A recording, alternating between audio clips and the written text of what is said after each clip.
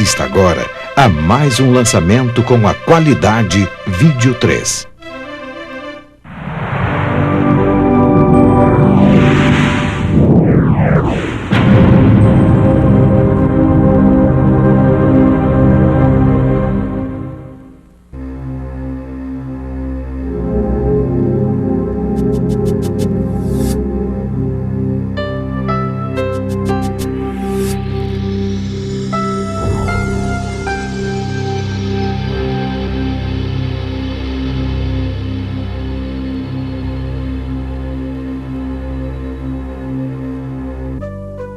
I knew I had to find out answers to these things.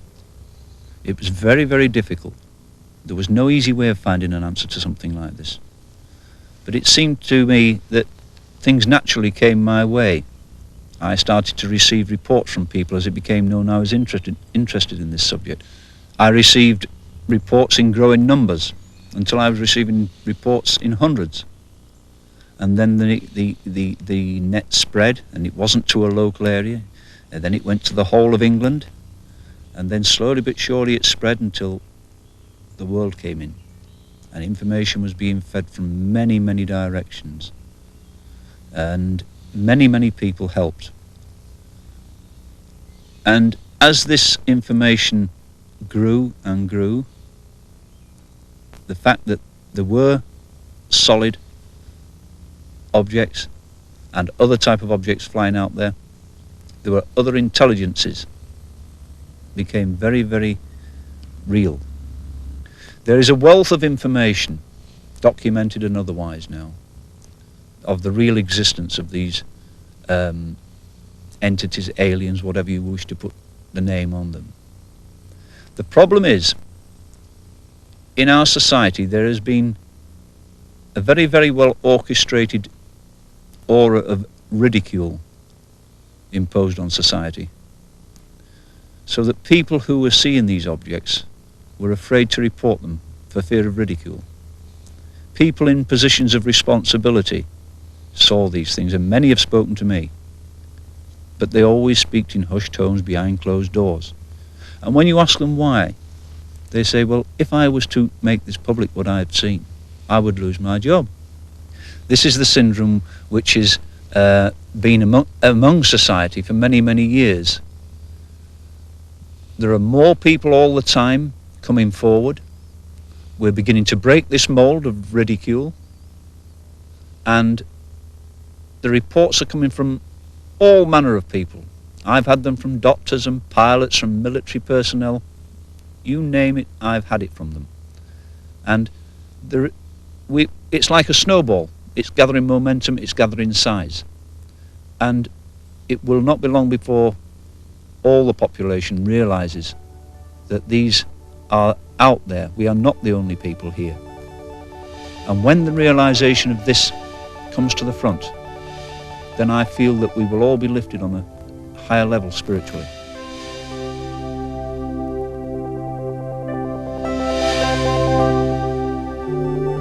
Man is beginning to respect the universe and the laws of the cosmos. Therefore, he will learn a great deal faster. Perhaps the most immediate cosmic law that we, in fact, discover through the presence of our physical vehicle is the law of permission. The law of permission discusses with us space. Everything from how close do we let someone we love or someone we don't love come to us? How much of our own power we have the right to use when that power interfaces with the needs or the expression of others? This is a conversation that is critical at this time on our planet. And we are attempting, the entire global family of humanity, to learn this lesson. Where do my rights begin and end in relationship to yours? Can I take what's yours? course, these cosmic laws of permission have been spoken of in all of the great books when we talk about the right to live together or to ever take another life. We must answer these questions. Of course, I have a fairly radical point of view on that, which is that ultimately there are no victims. Therefore, if you take a space on some level of consciousness, it is always given to you. It is given to you not because you have more value than the value of another, but perhaps so that you can learn the laws of cause and effect, what we call karma. That your actions cause reaction. The space that you take, if it infringes on another, creates an energy which will produce an effect. And that effect will be your teacher. These are things that we must begin to bring into our daily consciousness so that we become aware that what we do and what we think and even what we feel influences those around us. And we must begin to ask the permission of those around us. There is a great need for healing on this planet now. And yet, with our highest intention to contribute, perhaps that's settling a dispute between two nations or between two children. It may not be very different. I think it's a very big help to recognize that we're interconnected with other people, that human life is interconnected with the life of the planet, and that what we do individually affects other people, not only through our words and our actions, but also our thoughts can directly influence other people by a kind of resonance. Unless we begin to know how to break through this small self and to become the large self, which is at one with the universe out there. There isn't any longer the small self here and the universe out there, but there's this great sense of oneness. Then we can really begin to realize that whatever we do affects every other part of the universe. And so it's only when we realize this connectedness of all things, this way that if we do something to ourselves, it doesn't just affect ourselves, but everywhere and everyone, then what we do really matters. And so only then can we really begin to take responsibility for ourselves, others, and the universe as a whole. The present orientation in the Western world is that we must struggle with nature and absolutely dominate and overcome her by brute force. In so doing, we do destruction to many of the natural processes. A much better approach is to how do we adapt the natural processes and use them to accomplish the purposes we need for good purposes for human beings. You do a lot more with nature by leading her gently by the hand than you do by trying to destroy her. Eventually, if you persist in trying to destroy nature, you will find that you yourself are natural and you are destroying yourself. That would mean a science which has some motivation other than mere power and conquest, because science as we know it is formed on the metaphor of imperial conquest, conquering nature, enslaving nature, the domination of man.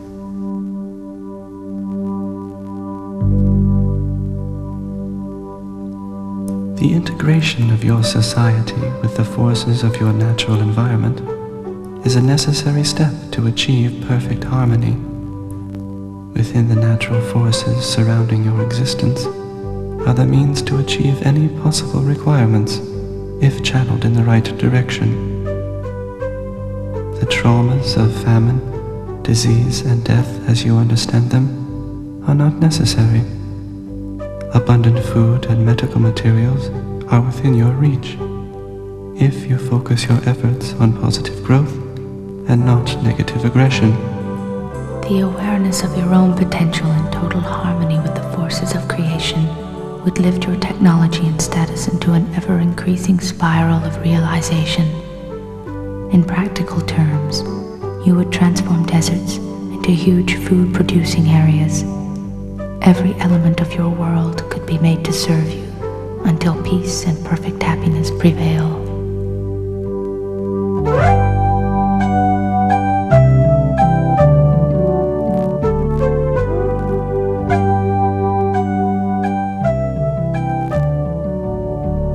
What happens when we discover that we are a part of universal law is that almost without trying, our daily life begins to evolve, begins to change.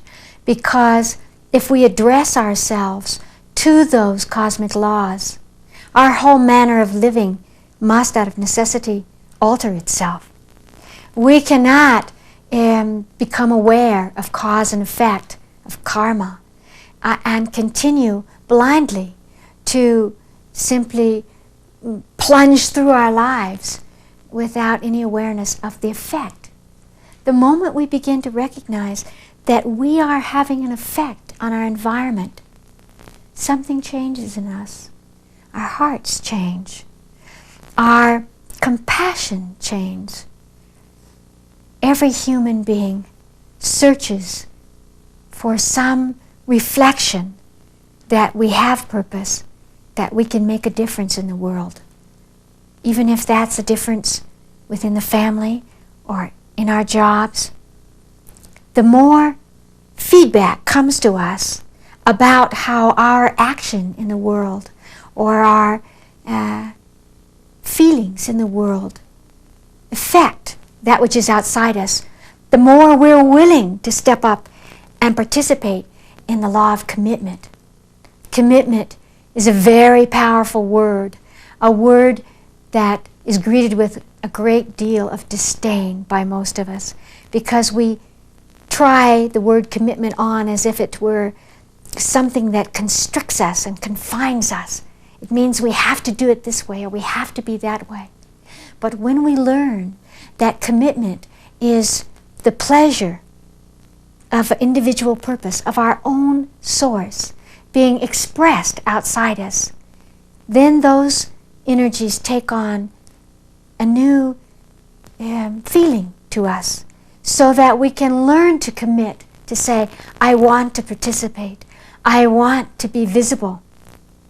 I realize that what I feel, that what I think, echoes out in the world. This is why in today's world it's so important to focus inside, to meditate, to sit in the center of the self and experience your own knowing. Because, for example, if you can find the point of peace inside your body, you are beginning to radiate out an echoing that is picked up, an energy that is influencing every moment the energies of those around you, and then those around them, and continually echoing out across the planet. So if you use your consciousness to be aware of what you're creating in the world, if you are floundering around in your own individual life, unhappy, feeling that it's not enough, that it's insignificant, and that you have no value, then you create an energy around you that echoes it back to you, as well as out into the world. It's very important to recognize that you are not accidentally on this planet, but that you have come purposefully, and everything you think and feel influences those around you, so that you greet each day as a day of challenge and adventure, with a little recognition inside yourself that you are up to the task, that you're strong enough to meet everything that comes toward you. Because ultimately, as you begin to seek and understand cosmic law, you will recognize that you have created that universe outside you for the purpose of your own evolution.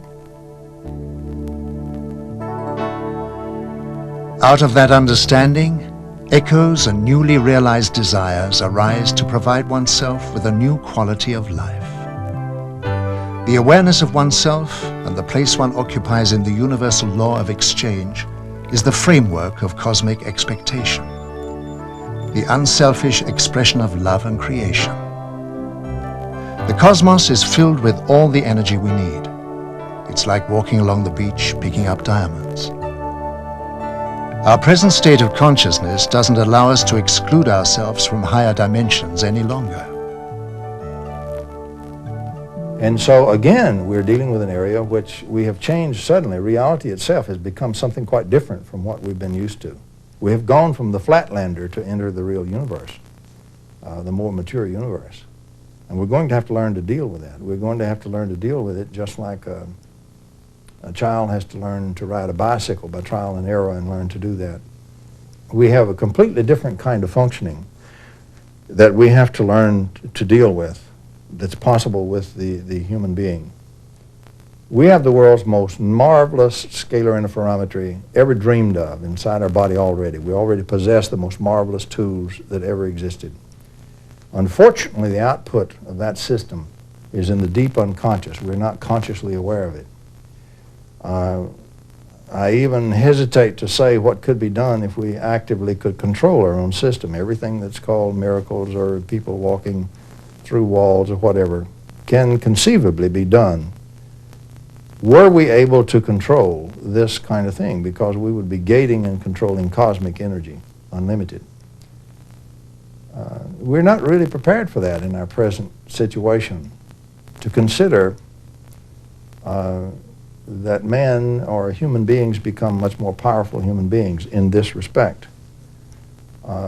We are not prepared to deal with the fact that we will have telepathy, the ability to look directly in the mind and see what's there. A lot of business deals, for example, as we do them now, will suffer from that when one card sharp, so to speak, is trying to beat the other card sharp. In this case, it's a business card sharp. So a lot of the things that are continual conflict in our society, we're going to have to find different ways of dealing with, because now people are going to know that. They're going to know eventually what your real motives are. And this is different functioning from what every human being has normally had. In the process by which we acquire the ability to use this part of ourselves, we've always had it. It isn't mysterious and mystical. It really is a physical process. There are real mechanisms there. It's like everybody now has the ability to be a high wire walker on the tight wire. You normally can't do that. If you tried to do that, you'd fall off and be hurt. But with training and continuing to try and all, you can learn to do that. Everybody has that innate ability. And this is the same thing I'm saying here. We have certain abilities that everybody has innately that are not developed, but that can be developed. And so we're going to have to deal with a whole vast area of human functioning that we've never had to deal with openly before. That's another aspect of the future. I think the main insight from my work is the sense that nature's alive, that we live in a living world, that human life is part of a larger system of life, and that our way of knowing about the larger living world can come to us directly through our own experience of life, as well as through intellectual theories. And this means that understanding and realizing once again that the world is alive in a way that I describe in more detail in my book, The Rebirth of Nature. This way of thinking enables us to appreciate a lot more about our own direct living experience, and it enables us to recognize that we know a lot through direct intuition. And this knowledge is valid and important kind of knowledge, not merely something subjective to be brushed aside in terms of more external and intellectual understanding.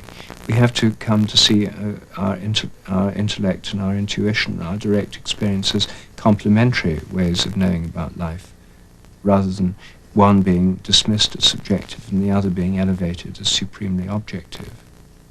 The answer to what is life or the purpose of our lives, for me, is very simple.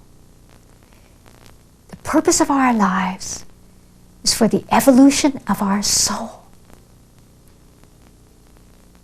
We think of our soul as an individual something. It isn't ultimately. It's a part of the universal spark of life, divine energy of life. And as each of us come into body, we are here expanding the universe through our experience. Each experience that we have opens up the probable realities that are available within the universe. If we did not evolve, everything would stop. Everything would disappear. All energy is continually expanding, moving through a universal pulse. And that pulse does include life, death, contraction, expansion, light.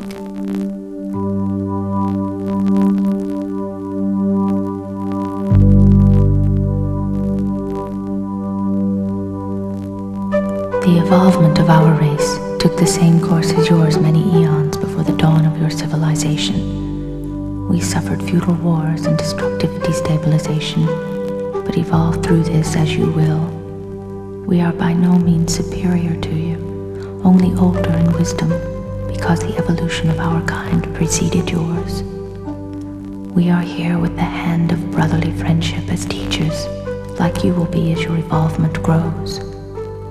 Each one of your kind has the ability to grow in understanding and raise your cosmic consciousness. The answer lies within the fabric of us all. We hold great love for you and know that your direction is now turning towards the path of cosmic understanding. We will give all the love to help you in accordance with cosmic law and the spirit of brotherly affection. But we can only advise. The future of your race must be determined by your own free will. Our view of you shows great hope and expectation, and we await with anticipation the day when you will aspire to the federation of cosmic brotherhood. Just as when we're living, we each have this electromagnetic field of life force energy that radiates out from us. The planet itself has an auric field. The earth itself, the sky, have pulsating energy that are made up of the particles of our consciousness. Consciousness is not a mental concept. It is an energy which follows cosmic laws of motion and transmutation. If we could become aware of these auras, of our own auras, consciously clearing them, healing them, altering from them negative thought forms, then as my aura touches your aura, we would create a new possibility of relationship, and our auras together would create new relationships, so that the planetary aura could be cleansed.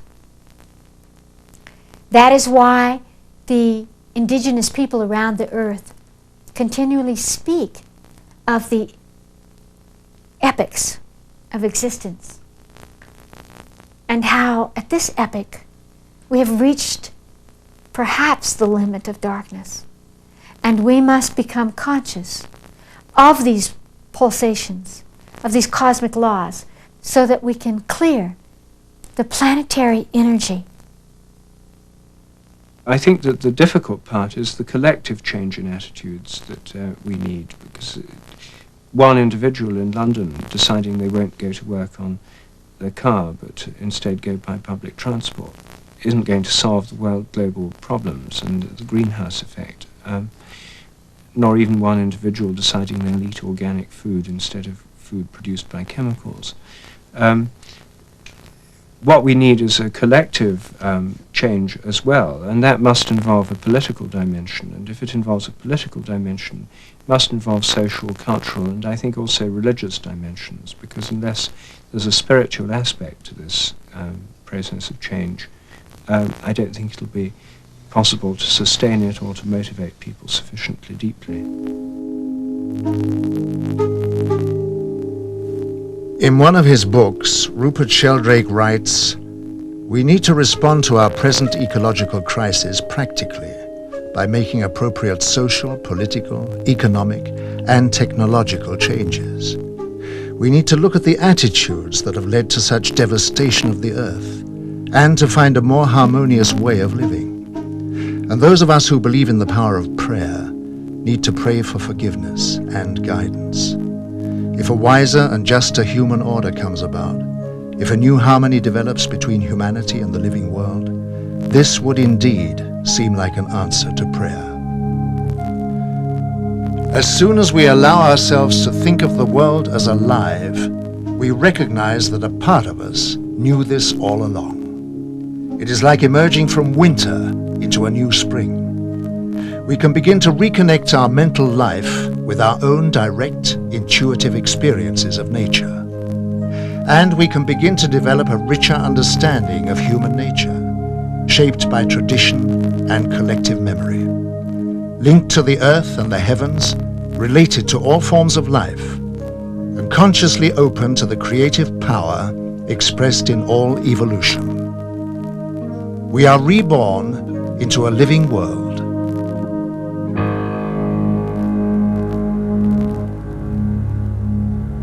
The only way to be optimistic is to believe that these are the birth pangs of a new humanity that will become much more aware of its oneness and the way that whatever happens in any part of the planet affects every other part of the planet, and a new consciousness of solving problems by talking rather than by shooting.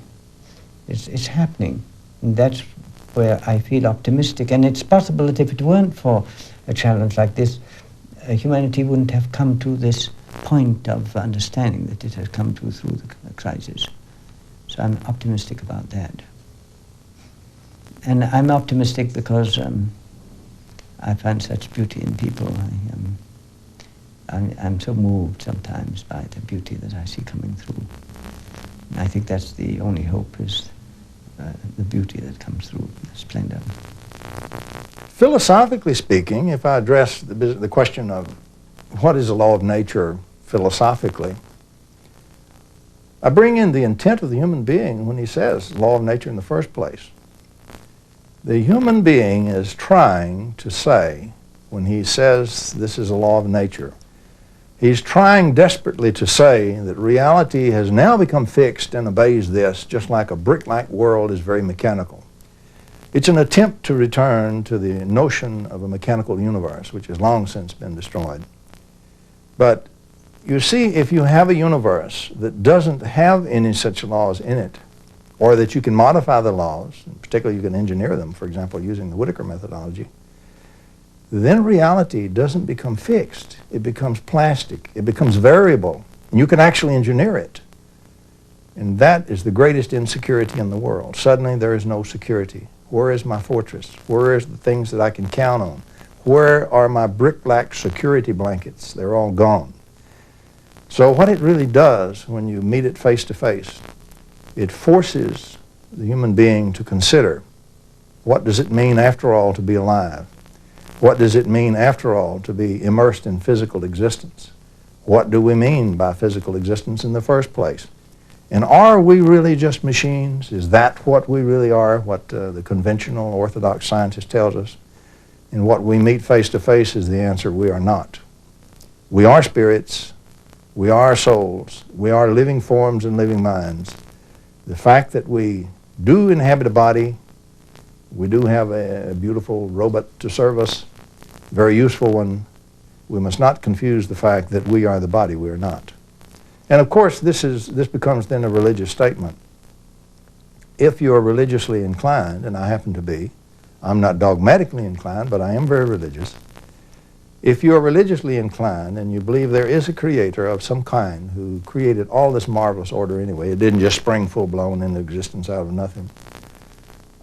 If you believe in that, or you accept that even as a thesis, then what it tells you is that it's a very marvelous reality that we live in, and that whether we consider ourselves ready for it or not, we've now been handed the tools to engineer physical reality itself with all that implies. And we have to learn to be a lot more mature and a lot more responsible, instead of being so immersed in war and ready to kill each other and beat our brains out.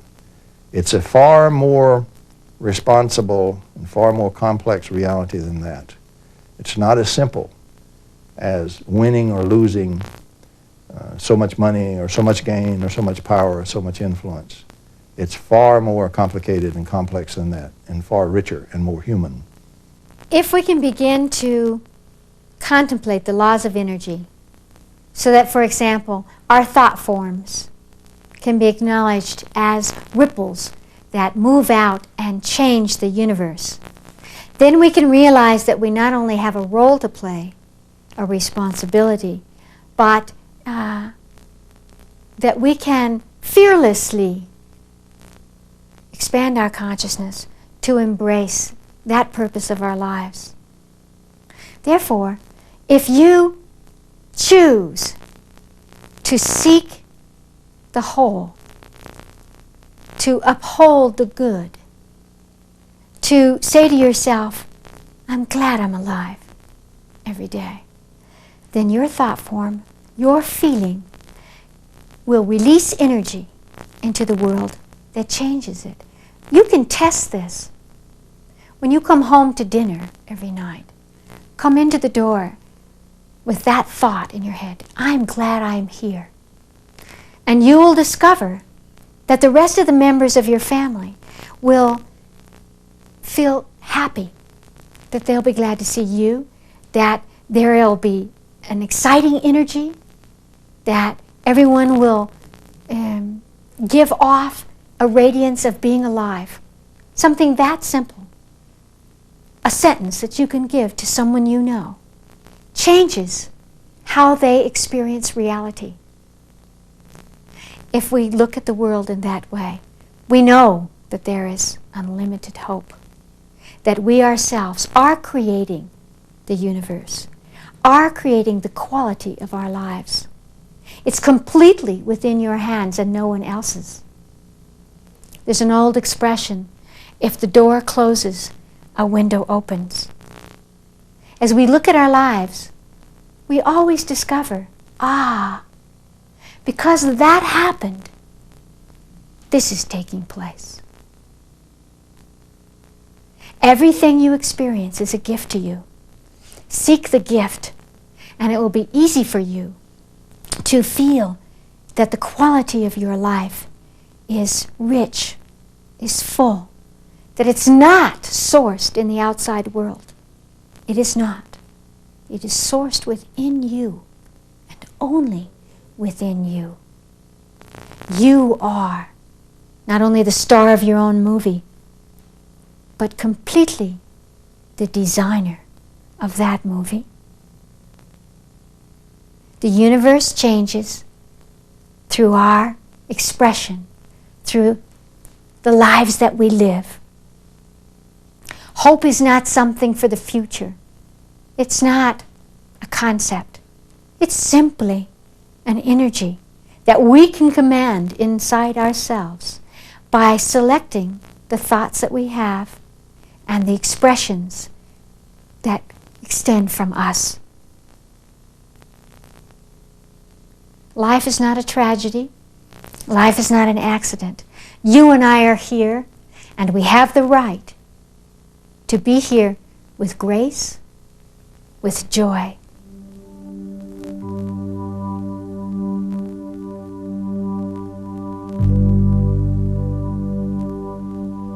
You are the children of destiny and the light of creation, traveling your cosmic journey on a chariot of rainbows. Your spirit flies with the creatures of the air and sings a song of harmony with all things. You are the light of love and understanding, made with the lifeblood of immortality from the creator of time itself. Go forward in love with the knowledge that the truth of your future is already written in the halls of eternity, and your destiny is assured. Follow the teachers of wisdom and truth as you go forward with the understanding that you are the seed of the Creator. The Creator is you.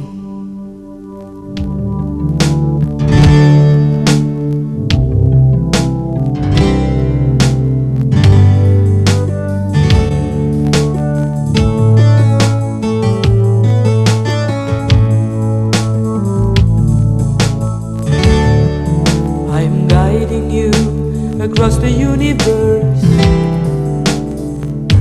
spinning words into your mind, making you speak of love, the everlasting one, on your way to life, on your way to life, on your way. I'm leading you across the universe, bringing sun into your heart, making you feel the warmth of joy, embracing you on your way to life, on your way to life, on your way. And if all seems to tumble and fall, I will hear your call. If all seems to crumble or fall, I will hear your call. I'm carrying you across the universe, setting crystals into your weary eyes, making you see the beauty of nature surrounding you on your way to life, on your way to life, on your way. And if all seems to tumble and fall, I will hear your call. If all seems to crumble or fall, I will hear your call.